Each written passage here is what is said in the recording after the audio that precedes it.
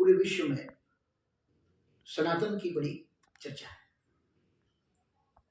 लेकिन कुछ लोग जो सनातन विरोधी हैं वो अनेक ऐसे विद्वेष के बिंदु उठा करके और हमको कटघरे में खड़े करने की कोशिश करते हैं। अब कुछ लोग ये कह रहे हैं कि अभी तक तो सनातन कहीं था नहीं, अब ये जब से जो है वो, और हिंदू कोई धर्म नहीं है, और ये हिंदू तो विदेशों का दिया हुआ नाम है, इस तरह का जो है वो आरोप लगाते हैं। ये तो किसी दूसरे ने हमको नाम दिया है। तो नाम तो दूसरा देता ही है।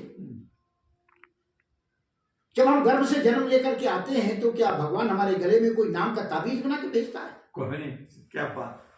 वो हमारा नाम रख के नहीं भेजता है। फिर हमारे माता पिता हमारा नाम रखते हैं। अब जब मैं फिर वो हमारे यहाँ पहले परंपरा थी, नामकरण संस्कार होता था, पंडित जी नाम रखते थे।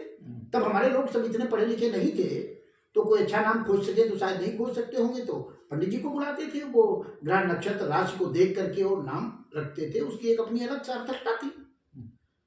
अब हम ही जब जन्म लिए तो हमारी मीन राशि थी, और मीन राशि का भी जो चरण अंतिम था तो इया से नाम रखना था पंडित जी को। इया से कोई नाम न खोजे मिले, तो उन्होंने हमारा नाम रखा इंजीनियर लाल। इंजीनियर लाल। अब हम लोग अवधि के व्यक्ति और गांव के व्यक्ति, हमारे माता पिता जी भी इतने पढ़े लिखे नहीं थे और बाकी के लोग भी मोहल्ले के भी, तो वो इंजीनियर लाल कोई पुकार ही न पाए। तो अब एक हमारी दीदी थी वो हमको अंजनी लाल कहती थी। एक हमारी जो है वो मेरी बहन थी वो हमको इंदिरियन लाल कहती थी। अच्छा। हमारे मोहल्ले के कुछ बच्चे हमको इंडियन लाल कहते थे। अब इतने नाम हमारे बचपन में हो गए तो क्या हम बदल गए? बिल्कुल। हम तो वही सनातन है। हम तो वही सनातन है जो प्रारंभ से थे, लेकिन इतने नाम होने के बाद भी हम वही हैं। नाम लोगों ने अपनी सुविधा अनुसार जो दे दिया और वो हमको उसी रूप में जानेंगे। मैं जब विद्यालय में पढ़ने गया तो चूंकि हमारा जो घर है, परिवार है, वो प्रारंभ से हमारे परबाबा जो थे वो बहुत बड़े संत थे। आज भी यहाँ से लेकर नेपाल तक उनके शिष्य हैं। तो मैं, उसका प्रभाव था। हमारे यहाँ संत लोग अक्सर आते थे, रुकते थे, आए दिन भजन भंडारा होता रहता था। तो वो मैं तिलक चंदन लगा कर पूजा करके कक्षा 5 में विद्यालय में जब जाता था तो लोग हमको पुजारी कहते थे। उस समय के जो शिक्षक और हमारे सहपाठी हैं वो हमको पुजारी कहते थे। तो एक नाम हमारा पुजारी पड़ गया। फिर जब मैं हाई स्कूल में गया तो मैंने वहाँ एक रोल किया था। गांधी जन्म शताब्दी चल रही थी हाई स्कूल में, तो वहाँ पर मैंने गांधी जी का रोल किया। तो उस समय के जितने बच्चे और अध्यापक हैं हमको गांधी जी कहने लगे। इतना प्रभावी हमारी भूमिका थी। एक बार तो पिताजी हमको मिलने के लिए गए, तो वो बेचारे वहाँ गए तो वो खोज रहे थे कि भाई हमको कमलेश से मिलना है, कमलेश मौर्य से। तो वो पूछे तो वो लड़के आए तो उन्होंने कहा भाई वो कौन से कक्षा में है? तो कक्षा तो उन्होंने बता दिया 9 में पढ़ते हैं। बोले कौन सा सेक्शन है? बोले उनको सेक्शन फेक्शन नहीं पता है। तब तक एक लड़का वो थोड़ा पहचानता है तो अरे आप तो गांधी जी के पिताजी। वो बोलता है वही मिलाते हैं। वो लेके हम उनको मिलाने गया मुझसे। तो आप समझिए वो वहाँ कोई कमलेश मौर्य नहीं जानता है, वहाँ के लोग जो है वो गांधी जी जानते हैं। तो उस समय के लोग मुझे गांधी जी कहते थे। फिर जब मैं कविता के क्षेत्र में आया, मेरे गुरुजी ने मेरा उपनाम मृदु रखा था कक्षा 8 में ही, लेकिन तब मुझे कोई जानता नहीं था। जब मैं मंचों पे जाने लगा तो बहुत से लोग, अभी आप जाकर के चेन्नई में हमारा नाम पूछे, मुंबई में हमारा नाम पूछे, दिल्ली में, तो वो मृदु जी के नाम से ज्यादा हमको जानते हुए लोग मिलेंगे। कमलेश मौर्य के नाम से लोग जानते हुए कम मिलेंगे। तो हमारे इतने नाम हैं तो, लेकिन हम तो वही हैं। हम तो जो हुए थे ऐसे ही है सनातन। सनातन ये कोई नाम नहीं है। सनातन तो सृष्टि के साथ पैदा हुआ धर्म है। उसके नाम लोगों ने जैसा अनुभव किया वैसे उसके नाम जो है वो लोग रखते चले गए। उसी में जब विदेशी बताते हैं कि ये विदेशियों का दिया हुआ है, फारसी के लोगों ने दिया है, किसी ने दिया हुआ, लेकिन आज दुनिया हिंदू के नाम से जानती है। भारत से कोई मुसलमान भी जब हज करने के लिए जाता है तो यहाँ पे यही कहा जाता है भारत से हिंदू आया है। तो ऐसा अब हमारी पहचान हिंदू की बन गई है। तो इसलिए हम हिंदू हैं। इसमें कहने में विवेकानंद जी ने कहा था गर्व से कहो हम हिंदू हैं। नाम किसी ने हमको दिया हो, लेकिन आज हमारी पहचान हिंदू से है। लेकिन मूल रूप से हमारा धर्म ही सनातन धर्म है। और बाकी के जितने जो लोग अपने को धर्म कहते हैं वो धर्म नहीं है, वो संप्रदाय हैं, मत हैं, पंथ हैं, दोनों में अंतर क्या होता है? अंतर ये होता है, कोई भी संप्रदाय है उसका एक कोई प्रवर्तक होता है, उसके अनुयायी होते हैं, उसकी एक निर्धारित पूजा पद्धति होती है और उसकी कोई एक पुस्तक होती है। जैसे अगर कोई कहे इस्लाम, तो उसके प्रवर्तक कौन? मोहम्मद साहब। उसकी पुस्तक कौन? तो पवित्र कुरान। अगर कोई कहे कि और उनके अनुयायी मुसलमान, और उनकी उपासना पद्धति नमाज, जकात, रोजा, ये उनकी पूजा पद्धति है। ऐसे ईसाई प्रवर्तक कौन? ईसा मसीह, वहीं से प्रारंभ हुआ। उनके अनुयायी ईसाई, उनकी पुस्तक बाइबिल और उनकी पूजा पद्धति वो चर्च में प्रार्थना, साप्ताहिक प्रार्थना। हिंदू से कोई पूछे हिंदू का प्रवर्तक कौन? किसी को पता ही नहीं है कब प्रारंभ हुआ। हिंदू की पुस्तक कौन? अरे वेद भी है, रामायण भी हमारी है, वेद भी हमारे हैं, पुराण भी हमारे। समय समय पर काल परिस्थितियों के अनुरूप नए नए धर्म ग्रंथ समाज की व्यवस्था के लिए आते गए, क्योंकि धर्म का लक्ष्य ही है समाज में व्यवस्था, जिसके कारण हमारा समाज, राष्ट्र, प्रकृति, परमात्मा ये सब चलते रहे। इसकी व्यवस्था बनाने का काम धर्म का था। इसमें कहीं केवल उपासना पद्धति नहीं आती थी। उपासना पद्धति एक उसका अंग था। ये हम पहले भी एक एपिसोड में बता चुके हैं।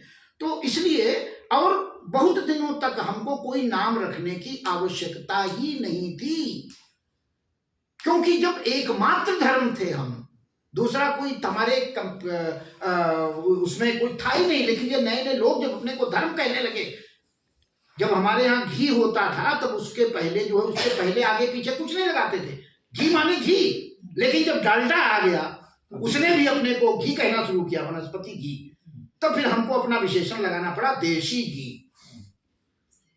हमको देशी, देशी और विदेशी क्या होता है? घी माने घी। तो उसमें हमको जब वहां डालडा आ गया, वो भी कहने लगा कि हम घी हैं, तब हमको देशी लगाना पड़ा। फिर उसमें मिलावट होने लगी जब डालडा की, तो हमको शुद्ध देशी घी लगाना पड़ा।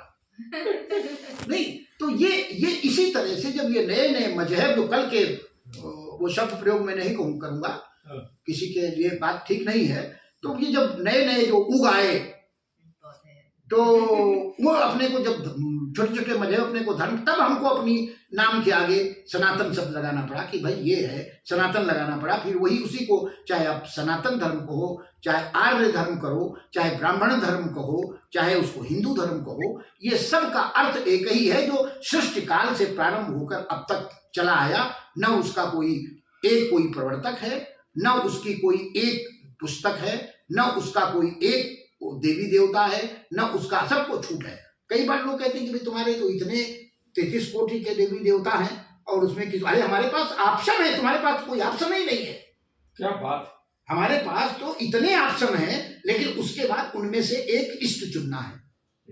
एक इष्ट चुनना है। ये नहीं कहा गया कि तुम सबको, हम अपमान किसी का नहीं करेंगे, मान सबका करेंगे, सबका सम्मान करते हैं, लेकिन उसमें से फिर जिस इष्ट को हम चुन लेंगे अपनी प्रकृति और अपनी परिस्थिति के अनुरूप, तो फिर तो एक जो अपने को राम का दास कहने वाले हनुमान जी हैं, उनकी भी हनुमान चालीसा में लिखा है, और देवता चित्त न धरई, हनुमत से सर्व सुख करई। तो हमारे इष्ट में ही बाकी सारे के देवी देवता समाये हैं। किसी का कोई, सब एक दूसरे के पूरक हैं, लेकिन उसी इष्ट की फिर हम आराधना करते हैं। ये हमें, लेकिन हमारे पास ऑप्शन है, तुम्हारे पास तो ऑप्शन ही नहीं है। तो कोई कविता पढ़ने तो हाँ, वो तो इसलिए जो है मैं ये कह रहा था, आज पूरा विश्व में आज जो अशांति, उपद्रव, अन्याय ये जो मचा हुआ है, इसका समाधान अगर किसी के पास है तो सनातन के पास है। क्योंकि हम जब भी कोई भी पूजा करते हैं, वो चाहे आर्य समाज का यज्ञ हो, चाहे सनातन धर्म के मंदिर की पूजा हो, चाहे हमारे यहाँ सत्यनारायण की कथा हो, जब बाद में कहा है हमारे यहाँ जो बड़ी बड़ी कथाएं होते हैं, अंत में जब जयकारा लगाते हैं तो क्या लगाते हैं? धर्म की जय हो। अधर्म किस, ये नहीं बोलते हिंदू धर्म की जय हो। धर्म माने इसका किसी हिंदू मुस्लिम नहीं, जो समाज की धारणा में शायद वही धर्म है। तो धर्म की जय हो, अधर्म का नाश हो, प्राणियों में सद्भाव हो, केवल मनुष्यों में या हमारे परिवार में या हमारे ही गांव में, हमारे देश में और हमारे ही हिंदुओं में, ऐसा नहीं, जितने भी प्राणी हैं जो मनुष्यतर प्राणी, उनको भी मिला के प्राणियों में सद्भाव हो और विश्व का कल्याण हो। केवल भारत का कल्याण हो, ये हमारी जो वैश्विक दृष्टि है, सर्वे संतु सुखना, सर्वे भवन्तु सुखना, सर्वे संतु निरामया, वसुधैव कुटुम्बकम की भावना, ये है सनातन। इसलिए आज सनातन की आवश्यकता केवल हिंदू को, केवल भारत को ही नहीं, पूरे विश्व को आज सनातन दृष्टिकोण की आवश्यकता है, सनातन धर्म की आवश्यकता है, क्योंकि हम किसी के अंदर भेदभाव नहीं। हिंदू क्या है? जब हिंदू को परिभाषित करते हैं 4 पंक्तियों में, हमारे लिए तो एक भौगोलिक परिक्षेत्र भी है। हिंद महासागर से लेके इंदु सरोवर तक का जो परिक्षेत्र है, इसमें रहने वाला, इसमें विकसित किया हुआ जो धर्म है वो हिंदू धर्म है। और हिंदू क्या है? 4 पंक्तियां कि हिंदू महोदधि से मृदु इंदु सरोवर लो मशहूर है हिंदू। क्या बात! हिंदू महोदधि से मृदु इंदु सरोवर लो मशहूर है हिंदू। और सिख जैन यो बौद्ध, सिख जैन व वैष्णव बौद्ध, सिख जैन सनातन बौद्ध यो वैष्णव, एक ही ब्रह्म को नूर है हिंदू। सिख जैन सनातन बौद्ध यो वैष्णव, एक ही ब्रह्म को नूर है हिंदू। और हीन नहीं समझे किसी को, और हिंसा से जो रहे दूर वो हिंदू। हीन नहीं समझे किसी को, और हिंसा से जो रहे दूर वो हिंदू। और हिंदू की हत्या करे जो कोई, उसकी करे खोपड़ी चूर वो हिंदू। हिंदू की हत्या करे जो कोई, उसकी करे खोपड़ी चूर वो हिंदू। और आज लोग कहते नहीं कि ये क्या हिंदू मुस्लिम लगा रखा है, मानवता की बात कीजिए। मेरा दावा है मानवता का कंसेप्ट अगर कहीं है तो वो सनातन में है, हिंदू भारतीय संस्कृति में है। बाकी किसी मजहब में, किसी रिलीजन में, या तो हिंदू में है, हिंदू धर्म में है, या हमारे हिंदू के जो अन्य मतांतर हैं, जो भारतीय धरती पर पैदा हुए हमारे मत हैं, उन्हीं में मानवता का कंसेप्ट है। इसके बाहर किसी भी मजहब में, किसी भी रिलीजन में मानवता का कंसेप्ट ही नहीं है। तब 4 पंक्तियां और पढ़ता हूं आपके बीच में कि हिंदू से ज्यादा किसी ने मनुष्यता को स्पष्ट किया हो तो बोलो। हिंदू से ज्यादा किसी ने मनुष्यता को स्पष्ट किया हो तो बोलो। हमने तो जाके अनुभव किया विभिन्न मत मतांतरों में जाके। जब आपातकाल था तो संघ की शाखाएं ठप थी, तो मैं जाता था। तो यहाँ पे बगल में हमारे विश्वविद्यालय निकट एवरी इंडिया क्रूसेड सोसाइटी करके एक चर्च है, वहां मैंने कोर्स किया बाइबिल का पूरे सप्ताह भर का। और उसमें जब हमको प्रश्न दिए जाते थे, तो उसमें तमाम प्रश्न होते थे बाइबिल के शिक्षाओं के संबंध में, जो उनको पढ़ने के लिए सप्ताह भर के लिए कोर्स होता था, उसमें से पूछे जाते थे। लेकिन उसमें जो 10वां प्रश्न होता था वो ये होता था कि क्या प्रभु यीशु के अतिरिक्त कोई अन्य मार्ग भी शांति प्राप्त का है? तो हम तो अपने दर्शन के अनुसार एकम सत्य बहुधा वदंती, तमाम मार्ग हैं, कोई मार्ग छोटा हो सकता, बड़ा हो सकता, लेकिन अगर चलते रहोगे तो वहां तक पहुंचोगे, निष्ठापूर्वक चलते रहोगे तो हम अपनी फिलॉसफी के अनुसार लिखा देते थे हाँ है। तो मुझको 10 में से हमेशा 9 अंक मिलते थे, उस प्रश्न का 1 अंक काट लिया जाता था। यानी उनके विचार से दूसरा कोई मार्ग मुक्ति का नहीं है। तब मैंने लिखी थी 4 पंक्तियां कि कहीं एक खुदा, पैगंबर, कुरान एक, इनसे अलग हो के काफिर कहाना है। उनका दर्शन क्या है? कहीं एक खुदा, पैगंबर, कुरान एक, इनसे अलग हो के काफिर कहाना है। और कहीं एक ईशु, एक गाड, बाइबिल एक, इनके बगैर मृदु मुक्ति नहीं पाना है।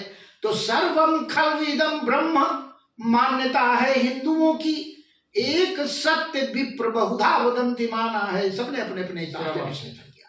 सर्वम खल्विदम ब्रह्म मान्यता है हिंदुओं की, एक सत्य विप्र बहुधा वदंती माना है। और आप ही बताएं फिर मानव के नाते भला, हिंदू से अलग कहीं और क्या ठिकाना है?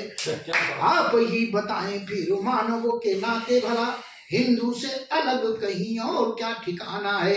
और ये हमारा केवल दर्शन ही नहीं रहा, हमारा आदर्श भी रहा है, हमारा व्यवहार भी रहा है कि हिंदू से ज्यादा किसी ने मनुष्यता को स्पष्ट किया हो तो बोलो। और हिंदू ने धर्म के नाते किसी भी विधर्मी को कष्ट दिया हो तो बोलो।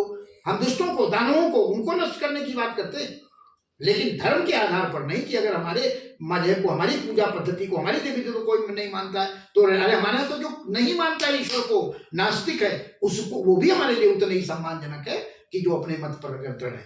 कि हिंदू से ज्यादा किसी ने मनुष्यता को स्पष्ट किया हो तो बोलो। और हिंदू ने धर्म के नाते किसी भी विधर्मी को कष्ट दिया हो तो बोलो। और हिंदू ने लालच या भय से कभी धर्म से भ्रष्ट किया हो तो बोलो। हिंदू ने लालच या भय से कभी धर्म से भ्रष्ट किया हो तो बोलो। और हिंदू ने मस्जिद या गिरजाघर को कभी नष्ट किया हो तो बोलो। हिंदू ने मस्जिद या गिरजाघर को कभी नष्ट किया हो तो बोलो। क्योंकि हमारी सोच ही ऐसी नहीं, हमारा दृष्टिकोण ही ऐसे नहीं है।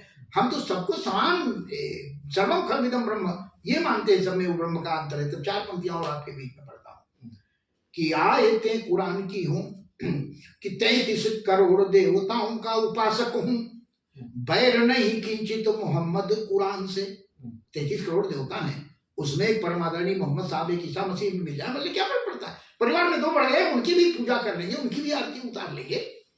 कि कहीं एक खुदा कि 33 करोड़ देवताओं का उपासक हूं, वैर नहीं किंचित मोहम्मद कुरान। 4 वेद, 6, 7, 18 पुराने, जाने कितने उपनिषद हैं, उनमें एक पवित्र कुरान, एक बाइबल भी आ जाएगी, उसका भी पारायण कर लेंगे उतनी श्रद्धा के साथ।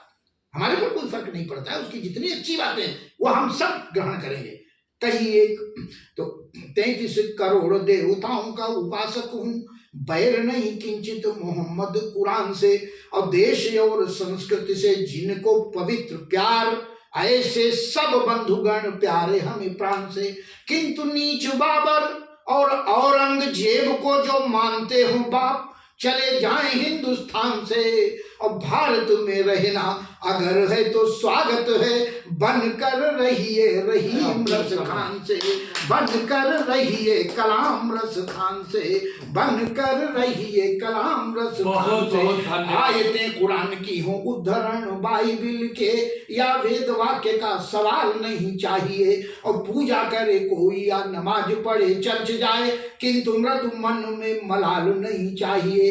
देश है हमारा, इस देश का सपूत मैं हूँ, इतनी केवल प्रतिबद्धता आवश्यक है। देश है हमारा, इस देश का सपूत मैं हूँ, इसमें तो फर्क एक बाल नहीं चाहिए। और सारे भेदभाव भिन्नताएं भूल गले मिले, भाइयों में झगड़ा बवाल नहीं चाहिए, भाइयों में झगड़ा बवाल नहीं चाहिए, भाइयों में झगड़ा बवाल नहीं चाहिए। बहुत बढ़िया।